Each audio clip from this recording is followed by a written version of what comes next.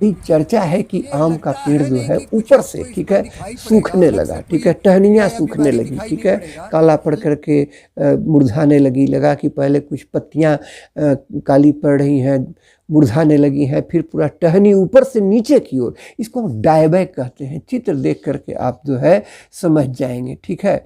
हो गया है तो आप वही बोर्डो मिक्सचर का छिड़काव करिए, उस आक्रांत पोर्शन को काट करके थोड़ा जीवित पोर्शन को भी उसके साथ काटते हुए, ठीक है, टहनी को, और तब उसको पूरा हटा दें, उसको जला दें, नष्ट कर दें, ठीक है। दरअसल ये एक फंगस के द्वारा होता है।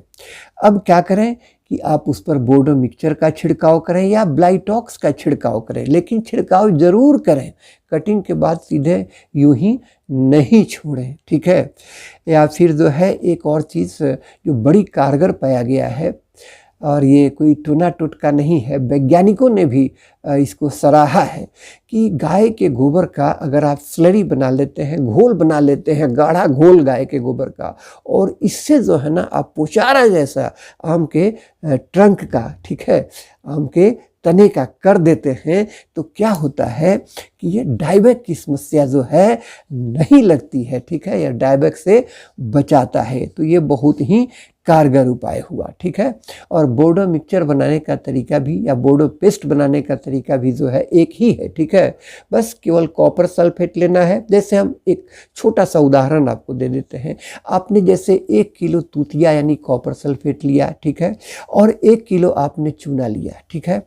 इसका अलग अलग घोल बनाएंगे। तो मान लिया 5 लीटर पानी में कॉपर सल्फेट को घोल लिया और 5 लीटर पानी में आपने चूना को घोल लिया, ठीक है। चूना तो कली चूना लेते हैं, तो पानी में घोलेंगे, थोड़ा गर्मी निकलेगा, फिर वो फ्लेक्ट हो जाएगा, वो भुजा हुआ चूना बन जाएगा। अलग अलग घोल करके फिर जो है ना, तब जो है ये कॉपर सल्फेट के घोल में आप जब चूना का घोल ऊपर से मिलाएंगे, ठीक है, तब क्या होगा, ये दोनों घोल मिलकर 10 लीटर हो जाएगा। और इसको डिटेल में हमने बताया है, इसको टेस्ट भी कर लेते हैं कि न्यूट्रल है या नहीं है। अब जो है ये गाढ़ा होगा थोड़ा, तो ये आप इससे जो है सो पुचारा का काम कर लें। अगर आप इसको इसमें और पानी मिला देते हैं, ठीक है, तो इस पानी मिला देने से ये और डाइल्यूट हो जाएगा। अगर 90 लीटर इसमें और पानी मिला दिया, 80-90 लीटर, तो ये क्या होगा, मिक्सचर हो जाएगा। इसका आप छिड़काव कर सकते हैं। ये बहुत ही अच्छा फंजीसाइड माना गया है, ठीक है। अंगूर में काफ़ी काम करता है, नींबू में, और इसी से आप पुचारा भी करें और इसी का पतला घोल से आप छिड़काव भी करें। ये बहुत ही कारगर है, ठीक है। और ये काउडंग का जो हमने बताया कि पूरे इसे जो है ना तना पे पुचारा कर दें, ठीक है। अब एक बीमारी की चर्चा कर लेते हैं, और यह भी अभी काफ़ी देखा जा रहा है, पहले इतना नहीं था। यह है मैंगो मालफॉर्मेशन। आपने देखा होगा कि पत्तियां जो हैं वो डालियों पर या कहीं कहीं शीर्ष पर भी वो गुच्छानुमा बन जा रही हैं। इसको कहते हैं अंग्रेजी में विचेज ब्रूम, ठीक है, जादूगरनी के झाड़ू की तरह, ठीक है, गुच्छानुमा पत्तियां बन जाती हैं। गुम्मा भी इसको कहते हैं। ये नॉर्थ इंडिया में ज़्यादा होता है, जहाँ हाई ह्यूमिडिटी थोड़ा है वहाँ भी होता है, हाई रेनफॉल वाले इलाके में भी होता है। तो इसमें क्या करना चाहिए कि ये पत्तियों को भी प्रभावित करता है, गुच्छानुमा कर देता है, और जब बालियां जब मंजरी आती है उसमें भी इसका असर होता है, और उसको भी ये जो है ना लट्ठानुमा कर देता है, उसको भी ये गुच्छानुमा कर देता है, ठीक है। तो ये आप आसानी से देख करके पहचान सकते हैं, हम चित्र में आपको दिखा सकते हैं। सबसे कारगर उपाय है कि इसको आप जब देखें तो बिल्कुल प्रूनिंग कर दें, इसका कटाई छटाई करके इसको पूरी तरह से हटा दें और इसको जला दें, नष्ट कर दें, ठीक है। और इसमें आप जो है कार्बेंडाजिम और मैंकोजेब मिला हुआ जो केमिकल है उसका स्प्रे करें। ये स्प्रे आप ज़रूर करें, और ताकि ये फैले नहीं, ठीक है। इसके साथ साथ ये भी देखा जाता है कि आप अगर किसी इंसेक्टिसाइड का स्प्रे करते हैं तो जिन कीटों से ये फैलता है, ठीक है, इसका फैलाव जो है एक पेड़ से दूसरे पेड़ पर नहीं होगा, ठीक है। और ये फिर बोटेनिकल पेस्टिसाइड्स जो हमने बताया था, जैसे नीमास्त्र हो सकता है या आग्नेयास्त्र हो सकता है, इनका भी छिड़काव आप करते रहें। फिर पाउडरी मिल्ड्यू की भी थोड़ी चर्चा कर लेते हैं, ठीक है। पाउडरी मिल्ड्यू जैसे बरसात का कुछ बूंद पड़ा, ठीक है, मौसम उस तरह का हुआ, तो आप मंजरियों पर देखेंगे वाइट तरह का ग्रे पाउडर जैसा जमा हो जाता है, और यह जो है ना, यह काफ़ी टिकोला लगने के प्रक्रिया को भी प्रभावित करता है, मंजरी को भी यह जो है पूरा नुकसान पहुंचाता है। तो इसका एक सबसे कारगर उपाय ये है कि सल्फर डस्टिंग करें, ठीक है। 80% वेटेबल पाउडर जो है 3 ग्राम प्रति लीटर पानी में घोलकर आप जो है इसका छिड़काव करें। अब मंजर पूरा भी खिल रहा हो तब छिड़काव अवॉइड करना चाहिए, ठीक है। और फिर बाद में हम करते हैं जब सरसों के दाना के बराबर गोटी बन जाता है तब। एनीवे, तो पाउडरी मिल्ड्यू जो है ना, इसमें आप एक अच्छे फंजीसाइड का प्रयोग करें, ठीक है। अब हम देखते हैं गमोसिस यानी गम निकलने यानी गोंद निकलने वाली जो बीमारी है उसके बारे में। आपने देखा होगा कि किसी पेड़ से ये गोंद निकलने की समस्या बहुत ज़्यादा पेड़ में दिखाई पड़ती है। इससे पेड़ जो है ना वो कमज़ोर हो जाता है, पौधे कमज़ोर होते हैं, वातावरण का उन पर जो है प्रतिकूल प्रभाव पड़ता है, कुछ फंगस वगैरह का भी असर होता है, उससे जो है ना ये गमोसिस होता है, गम निकलने की बीमारी होती है। तो अगर आप प्रति पेड़ कॉपर सल्फेट 250 ग्राम डाल देते हैं, ठीक है, मिट्टी में मिला देते हैं, तो ये इसकी आशंका कम हो जाती है, ठीक है। और फिर वही जो बोर्डो पेस्ट बताया, बोर्डो पेस्ट से जिन लोगों ने पुताई कर दी है अपने पेड़ की, ठीक है, उस पे जो है ना ये गमोसिस होने की संभावना कम रहती है, ठीक है। इसके बाद आप चाहें तो जड़ के पास ट्राइकोडर्मा जो है ना, जो कि एक बायो एजेंट है, ठीक है, दरअसल एक फंजीसाइड है, इसको भी आप जड़ के पास जो है ना मिला सकते हैं, ठीक है। इससे भी इसमें कमी देखी जाती है, लेकिन ये सबसे अच्छा है कि आप बोर्डो मिक्सचर का छिड़काव करें पौधों पर और बोर्डो पेस्ट जो है उसको लगावें, ठीक है।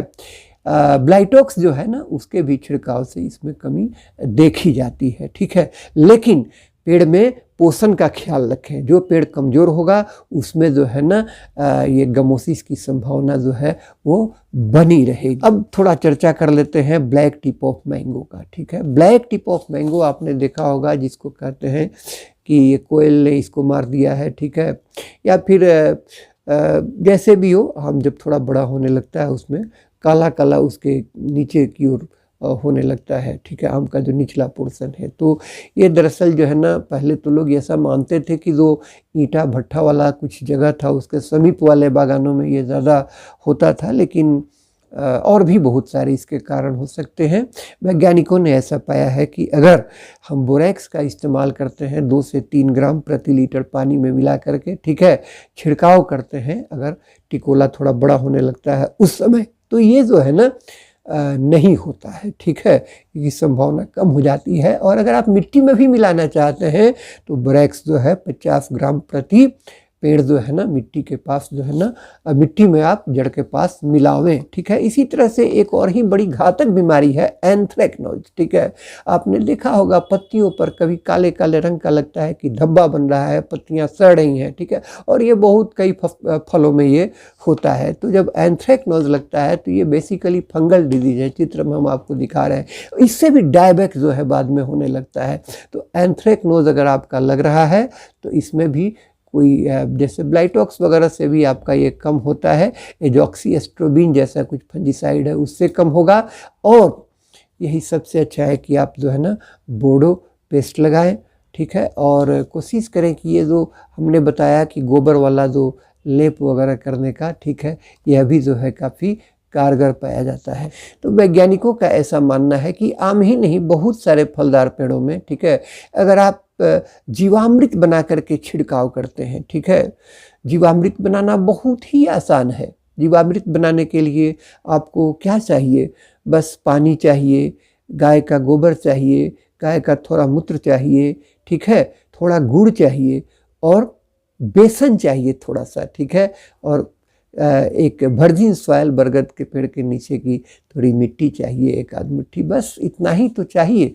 डिटेल इसका जो है ना आप कहीं भी लिंक वगैरह में जा करके देख सकते हैं, ठीक है, यूट्यूब पर भी देख सकते हैं। तो ये जीवामृत जो है ना, अगर आप इसको फल की तुड़ाई के बाद 2 बार स्प्रे कर देते हैं, ठीक है, और इसी जीवामृत से आप अगर जड़ के पास, ठीक है, पौधे को भिगा देते हैं, जब पौधे की मिट्टी को जड़ के पास भिगाते हैं, ठीक है, तो देखा जाता है कि जो है फलन जो है बहुत अच्छा आता है और उसकी क्वालिटी भी बहुत अच्छी होती है। एक और चीज़, आप ये भर्मीवाश जो होता है, भर्मीवाश का भी आप छिड़काव करते हैं, 2 गुना पानी मिला करके उसमें आप फल के तुराई के बाद 2 बार, तो इससे भी जो है ना पौधे को न्यूट्रिशन भी मिलता है और कुछ कीट व्याधियों का भी जो है ना प्रकोप जो है वो कम होता है। ये दूसरी बात हुई।